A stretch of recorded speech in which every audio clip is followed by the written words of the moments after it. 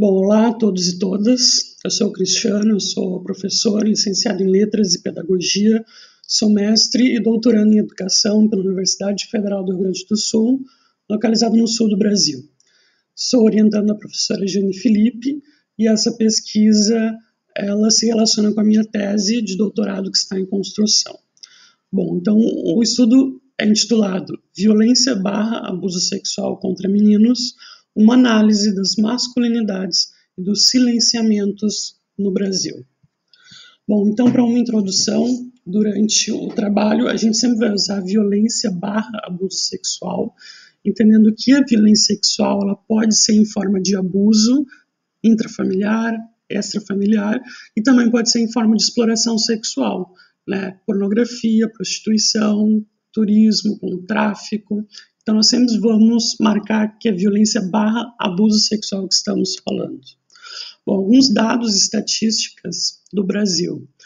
A violência sexual é a quarta violação dos direitos de crianças e adolescentes mais incidentes de 2019.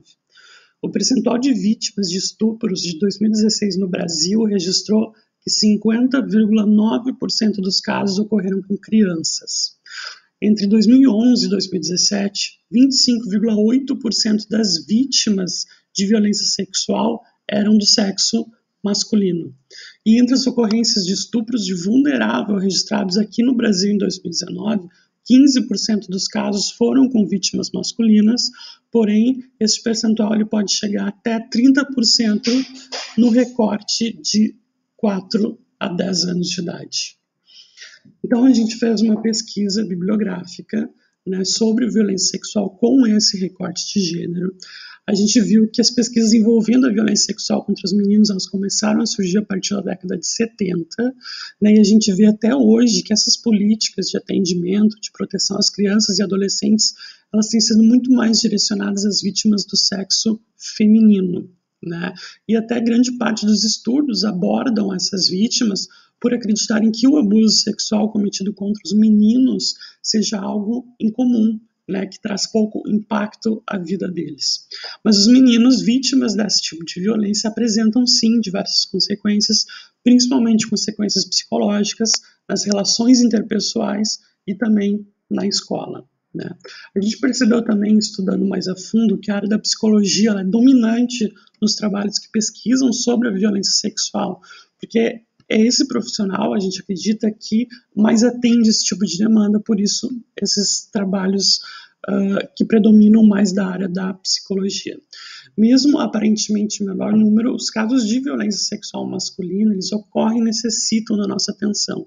E uma das formas mais importantes, então, para prevenir esse tipo de violência é discutir o problema, é falar sobre ela, não deixando que isso se torne um tabu. Bom, os meninos apresentam bastante dificuldade para falar sobre isso, né, sobre essa violência a qual foram submetidos, seja por estarem preocupados com a avaliação de quem está ouvindo os seus relatos, ou também pelo medo de serem considerados homossexuais. Bom, aqui no Brasil é importante frisar uma mudança que aconteceu no Código Penal a partir de 2009, que a violência sexual contra os meninos foi considerado como estupro de vulnerável no Código Penal brasileiro. Até então, esse crime, até 2009, se relacionava somente contra as meninas vítimas de violência e abuso, já que o estupro era definido por lei apenas como penetração, pênis e vagina. Então, a mudança veio com a Lei 12.015, de 2009, que trocou o direcionamento da vítima, da definição de estupro, com a substituição da palavra mulher para alguém no artigo 213, deixando explícito, então, que tanto os meninos e os homens também podem ser vítimas desse crime, e como também a autoria dessa ocorrência também pode ser de uma mulher, né? Além disso, a lei também definiu que estupro de vulnerável seria induzir alguém menor de 14 anos a satisfazer a lascívia de outro. Bom, para a gente analisar e falar sobre casos reais no Brasil, a gente fez uma pesquisa online, um questionário com 20 questões, sendo 10 para traçar o perfil dos depoentes e 10 específicas sobre a ocorrência de violência, né? Esse questionário, então, ele foi enviado para 5 grupos de pesquisa de 5 universidades brasileiras e utilizamos as técnicas de distribuição de relações em rede e bola de neve. Cada homem que recebia o questionário era convidado a responder e também convidado a passar esse questionário para outro homem. Então, o questionário recebeu respostas entre os dias 14 e 16 de julho do ano passado, do ano de 2020, e ao todo 170 homens responderam à nossa pesquisa.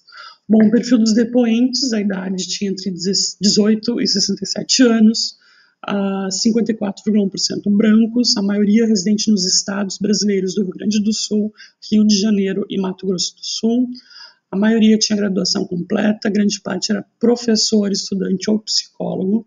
Muitos eram católicos ou não possuíam religião. Quase metade eram solteiros, pouco mais da metade heterossexuais.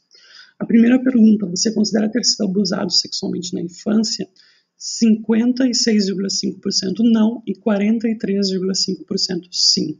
Então a gente teve uma média de 43% dos homens que foram abusados sexualmente. Dos 170 homens que responderam à pesquisa, 74 afirmaram positivo.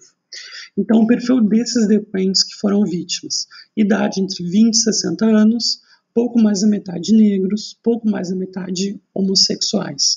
E aqui a gente fez um recorte de raça e orientação sexual, frisando que a maioria dos meninos abusados eram negros e a maioria dos meninos abusados, quando adultos, se compreendem como homossexuais. Que idade eles tinham quando foram abusados? Então, 31,1% diz que tinha entre 7 e 8 anos e 21,6% entre 5 e 6 anos. Desculpa, então, essa faixa etária de 5 a 8 anos como mais vulnerável. Quem foram os responsáveis ou as responsáveis por essa prática? Então, primos e primas, vizinhos e vizinhas, amigos da família, tios e tias, amigos e colegas, desconhecidos, irmãos mais velhos, babá, empregadas, foram alguns responsáveis que surgiram, né? Perguntados, então, que idade aproximadamente tinha quem agrediu sexualmente, né? E aqui a gente se surpreendeu que quase metade dos agressores tinham entre 14 e 18 anos, ou seja, adolescentes pouco mais velhos do que as vítimas.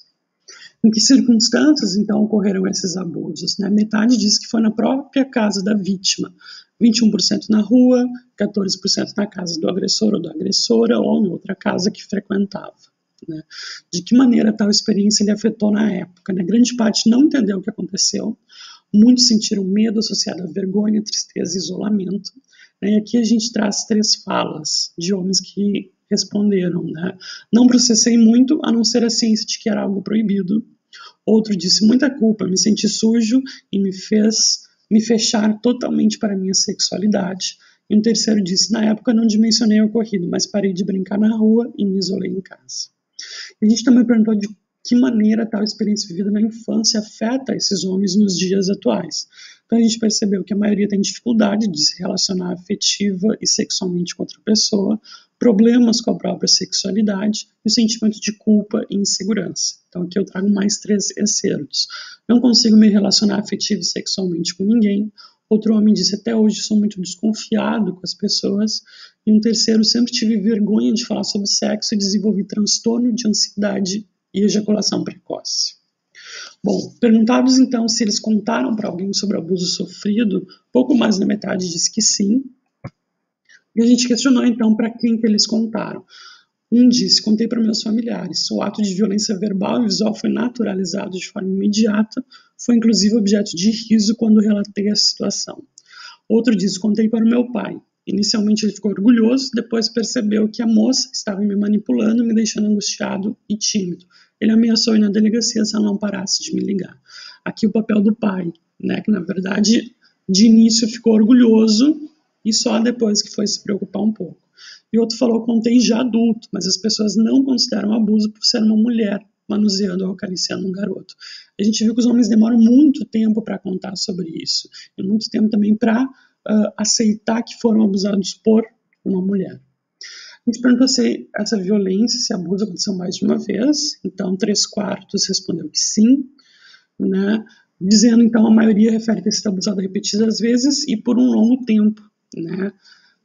Um disse aconteceu por meses até eu enfrentar a situação e dar um basta, mesmo com muito receio de alguma brutalidade. Outro falou que ocorreram por anos, chegou à pré-adolescência, e outro por uns 10 anos de forma aleatória pela mesma pessoa. E a gente viu que os meninos, então, que quando adultos se consideram gays, a violência se repetiu mais do que os héteros. A gente também perguntou, terminando o questionário, quando criança sua família deu algum tipo de educação sexual para que você se protegesse de alguma forma de possíveis abusos, apenas 13,5% diz que sim, e quando perguntados então se na escola teve algum tipo de educação sexual, 18,9% sim. Então, o que a gente pode ver com esses resultados? Né? Na população investigada, a violência e abuso sexual aconteceu mais na infância, né, em especial na faixa etária de 5 a 8 anos. A experiência, quando criança, afeta na vida adulta de variadas formas, principalmente nos relacionamentos desses homens. Existem vários pensamentos equivocados, né, envolvendo essas ocorrências, como que a ideia de que se os meninos foram abusados por outros homens, virariam gays, e que se eles forem abusados por mulheres, eles seriam sortudos, né, que isso não seria abuso. Também há um alto índice de meninos que não contaram para suas famílias na época o abuso, e também é visível que os meninos vítimas não tiveram nenhuma orientação nem em casa e nem na escola. Então, o que a gente pode ter de considerações finais com essa pesquisa? Né? As crianças elas percebem a relação desigual que existem entre elas e os adultos e elas não conseguem reagir por diversos motivos. Né? A subnotificação desses casos implica tanto no próprio tratamento das vítimas quanto prejudicam os homens, né, quanto a sua própria violência sexual sofrida. A confusão conceitual de alguns termos também provoca equívocos pontuais quando se fala em violência e abuso sexual, como confusão conceitual de pedófilo e de abusador. Né? A importância da construção de uma rede informativa sobre essa temática para a proteção e acolhimento dos meninos, em que estejam nessa rede família, escola, conselho tutelar, assistência social, delegacia. E também a família e a escola devem sim fortalecer os vínculos de confiança com as crianças para que elas se sintam, né, confortáveis de contar caso algum abuso ocorra com elas. Bom, aqui algumas das referências que utilizamos para o embasamento teórico da pesquisa, e muito obrigado então pela atenção de todos e todas.